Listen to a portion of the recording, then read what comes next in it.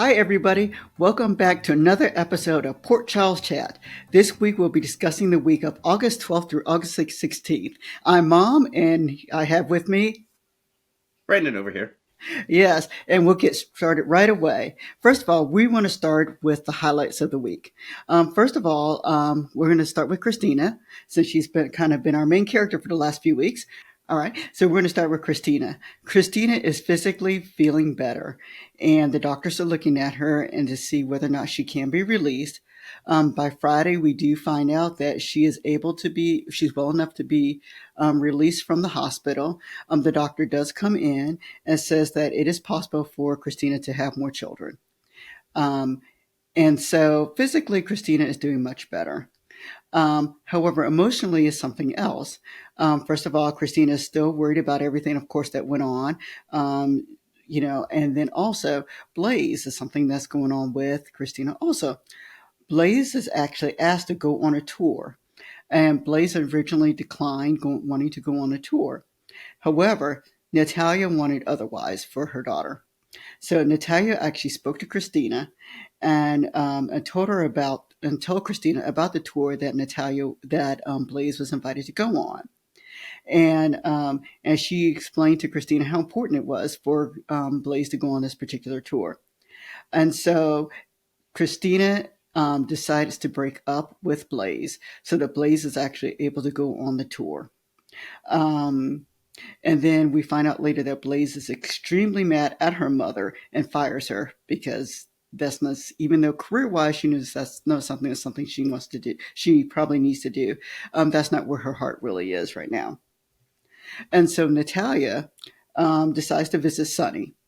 Um, and then is later proposed after speaking to Sunny that it is proposed to Brooklyn by Sunny that he would like to be a silent partner of deception, and his only agreement is that it's that he wants Natalia to be part of deception, specifically a position equivalent to the CFO. And so Brooklyn decides to hold a deception meeting. Tracy is not happy about this, specifically because it involves Sunny's money. And once more, Jason and Sunny are friends again. This just kind of happened overnight. I said this last time also. Jason and Sunny are friends again. And so they actually they meet and they talk about their different options and what they can do in regards to Kristina and how they can help. But then at the same time, they also talk about Sunny's medicine and the fact that his prescription, of course, was changed. They decide it's best to kind of deal with the pharmacist. And so what they do is they have Brick to kind of hunt down the pharmacist because Jagger has taken the pharmacist on his side, and Jagger has placed the pharmacist somewhere.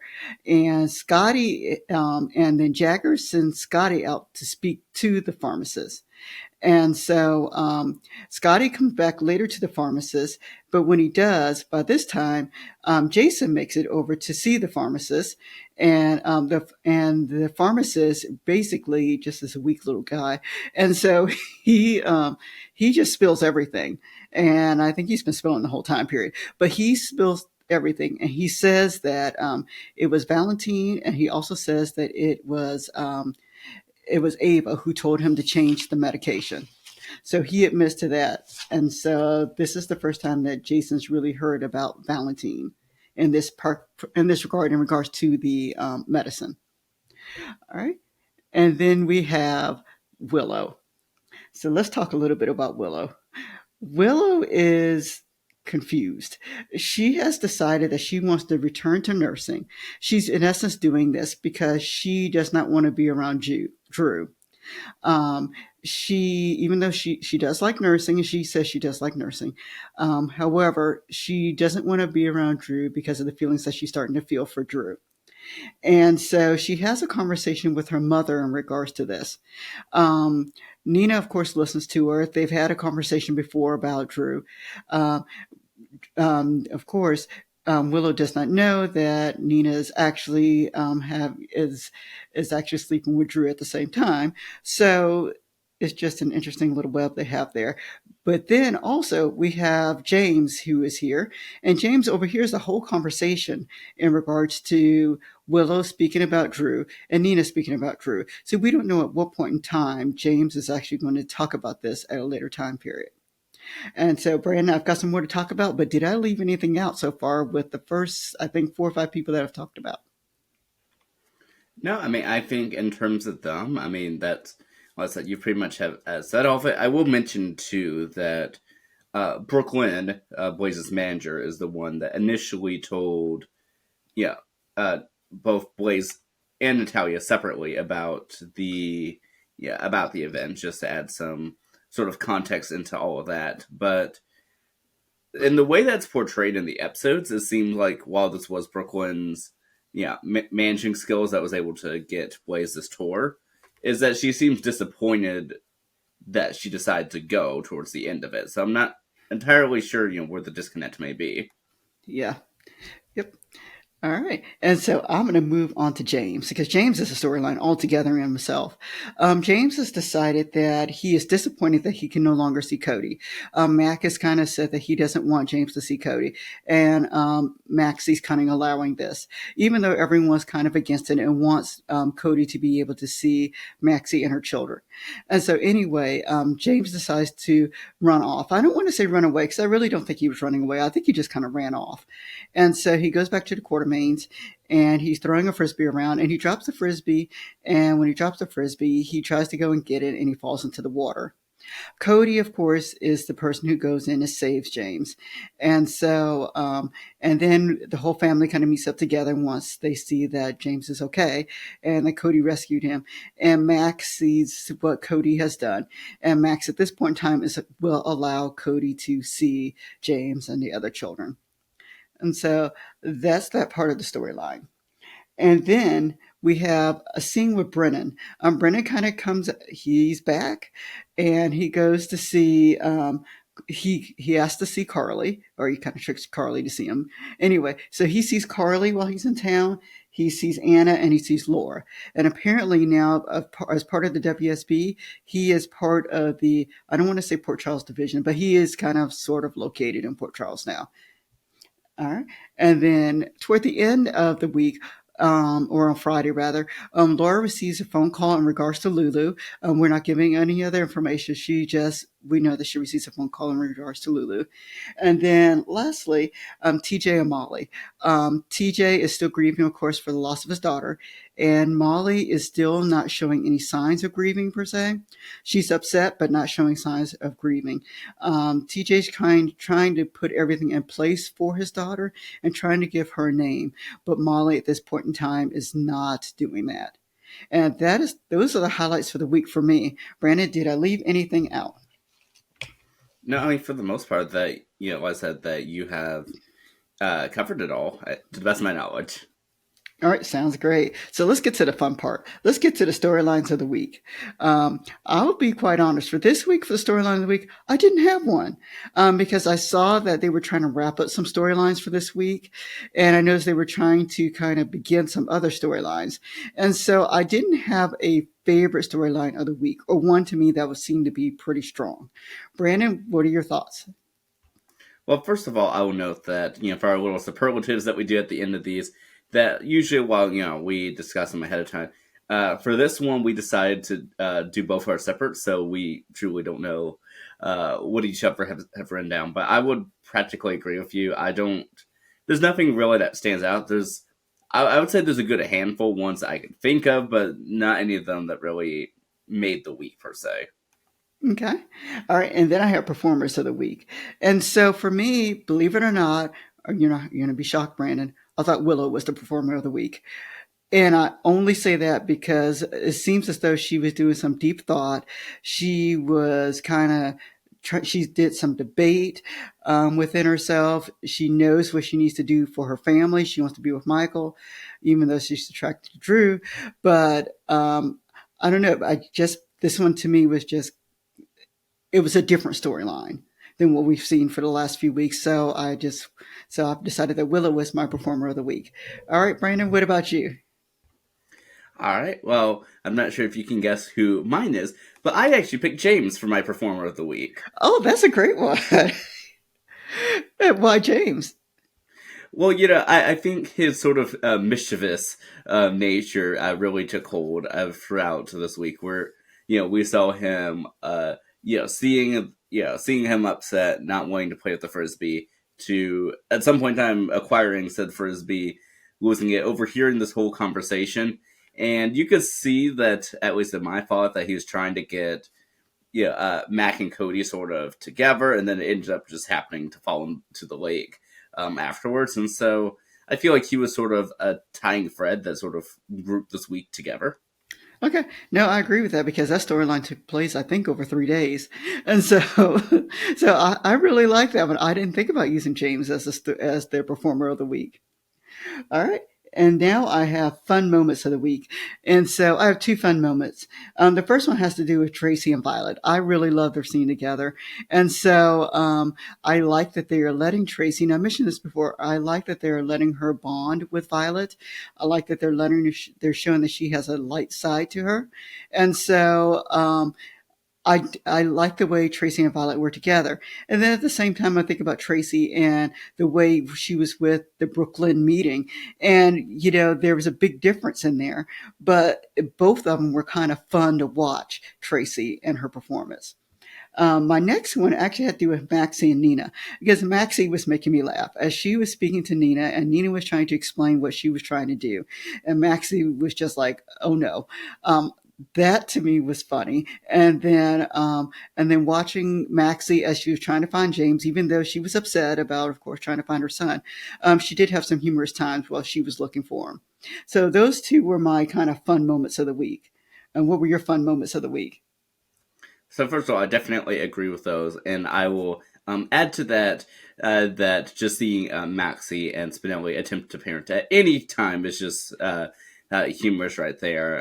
And I'll get back to Tracy in a moment, but the ones I wrote down were actually just everything to do with Brennan and Anna, just because that they were just sort of all over the place and like they're sort of like playfully furious with each other, but like Anna's trying to unravel this mystery. Brennan is just sort of playing coy, and as so just seeing their like bickering throughout the week, I think was just hilarious, especially towards the end of the week where they are in Mayor Laura's office, and and she was like, Laura's like, okay, I have something important to do. I'll be back in a few seconds, and I counted. She was gone for about 16 to 17 seconds, and so. But the whole bickering during that time, I think, was just hilarious. But that was the one I marked down. But getting back to Tracy, though, I will fully agree that was hilarious. And I'll add one scene you didn't mention, which was Tracy and Cody, and her Oh, the forcing, backgammon game. yes, forcing him to play backgammon. But we did get a Finn mention in there, though. Yeah, we did. It was nice to hear that someone actually thought about Finn, and it was done in a somewhat of a lighthearted manner.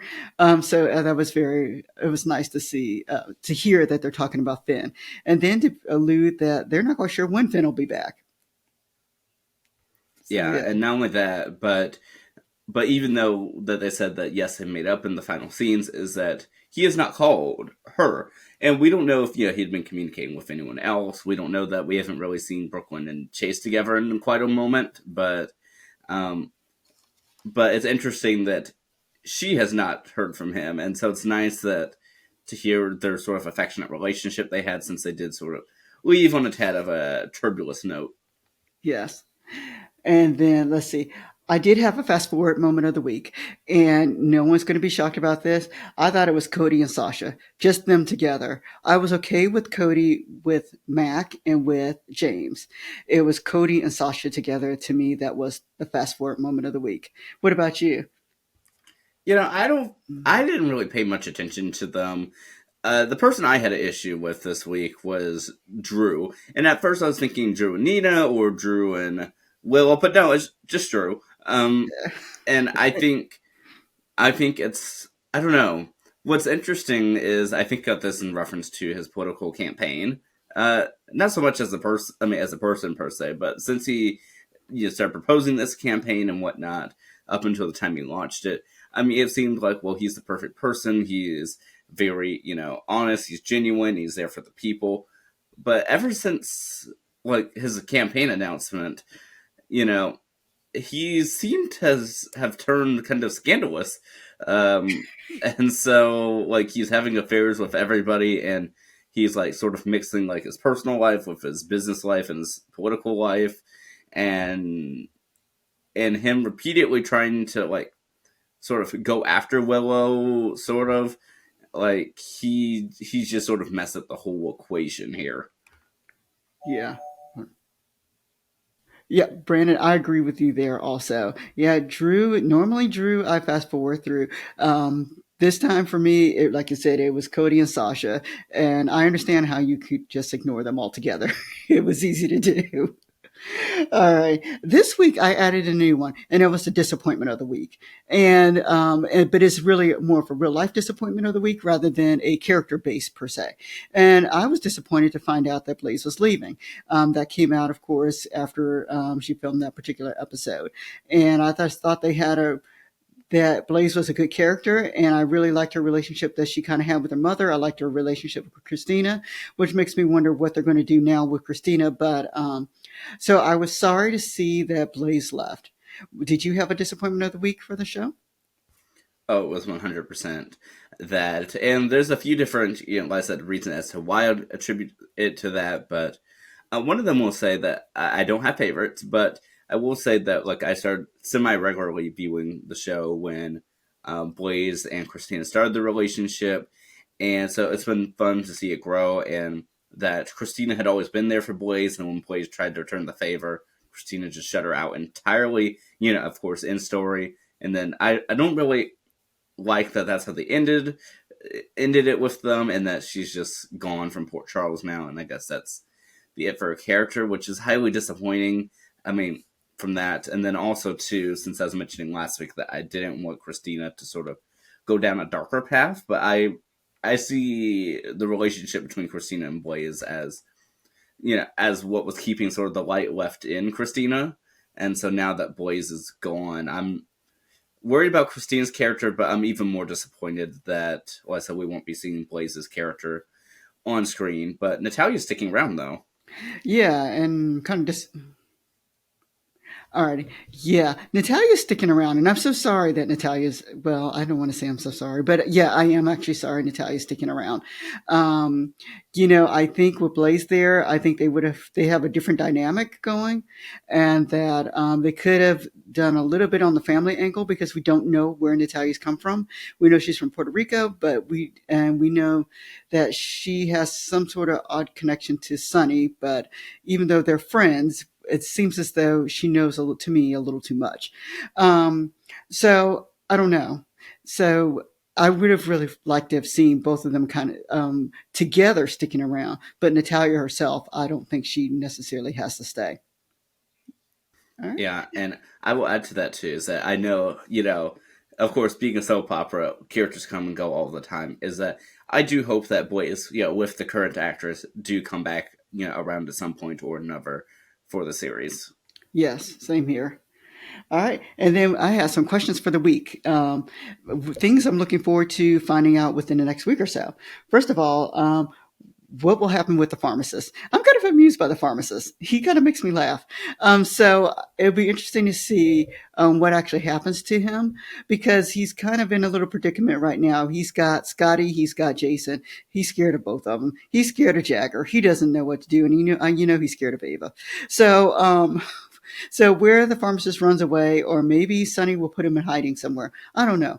But what happens to the pharmacist will be kind of interesting. And then the other question I had is what's going to happen with Lulu, because Lulu's mission, and I know previously within the last 2 to 3 weeks they've had some visits. They meaning Laura and Dante have visited Lulu. And so it'll be interesting to see what they plan to do, whether or not they're going to bring her out of her coma. I mean, I think I've read online that they plan to replace Lulu, but of course, we don't have anything confirmed with that. And so it'll be interesting to see what they plan to do with Lulu and her storyline. And then we do, as I mentioned before, we do know that Kristina was arrested at the end of Friday's episode. So what will happen with that also? And what those pictures, as Jacker kind of made a comment that we can take those pictures and do anything you want with them. We know that Molly saw those pictures in a certain way. We know that Jagger wants to fix it so the pictures look a certain way also, since everyone seems apparently to have a copy of these pictures that should be in police custody. So it'll be interesting to see how that kind of turns out later. Brandon, did you have any questions of the week or questions that you have for future weeks? Yeah, I definitely did have a few, and yeah, and to add what you're saying, it didn't hit me until just a moment ago that we hadn't mentioned, was that Kristina getting arrested here, and I guess I'll add to the amusing comment of the week of that Scotty, in attempting to be in charge of keeping the pharmacist safe, he went out to try to buy snacks, and then he came back and just sort of fled the scene. So I'm curious as to see when we see Scotty next. Yes, that'll be interesting to see when Scotty kind of decides to turn up again. Well, even Sonny, I thought, made a face when he thought it was funny that Scotty was the one in charge of the pharmacist. So, yes. Yeah, and I'll add too that throughout this week, I think Ava and Jagger are drifting apart. Where, not saying that we're going to get a redemption arc for Ava by any means, but I don't think she fully trusts Jagger anymore based off of Carly's comments, and it's weird to see sort of Carly and Ava potentially ever being on the same side after these past few weeks. But when Carly said that Jagger only looks out for his own interests, Ava sort of had that look like, I didn't fully realize it, but it makes sense sort of look. Yeah. And so it'd be interesting to see if Jagger throws Ava under the bus to arrest Sonny. Yeah, it will be interesting to see if that happens. But one of the questions I actually had is, with the whole grieving process, I like that we're able to see TJ's family now and TJ and Molly. But the question I actually have is, where is Marshall, Curtis's dad? Yeah, he's been missing for quite a while, and no one has made mention of him. They have not said that he is somewhere. They have just not talked about him at all. Yeah, so I hope that he does sort of reappear, because I would presume that they're heading up towards the funeral for the baby, and so it would seem weird that he's not there. But I will say Aunt Stella's scenes this past week or so, I think, have been really well done. Yeah, Aunt Stella has done a really, really nice job. And like you said, even though before I did not like the way TJ was acting, I have liked the way he has acted during this grieving process. Yeah, absolutely, absolutely, and yeah, and I was trying to think, was there anything else I wanted to mention about that? I'm just liking that they're getting more scenes, and I'm hoping that Molly and TJ sort of remain on the same side going forward. But the question is, will they be on the same side of Kristina? That's, I think, the big question going into next week. Yes, I think that's a big question also, Brandon. All right. And we love to hear what you guys think about this week's episodes also. If you agree, disagree, please just let us know. And we know that you're watching. Like I said, we see the views. So please feel free, if you're watching this on a regular basis, please go ahead and subscribe to us so that you will be notified every time we talk about General Hospital on the Port Charles chat. Yeah, well, we look forward to chatting with you again next week on number 8. All right, everybody, have a great day. All right, bye-bye. Bye for now.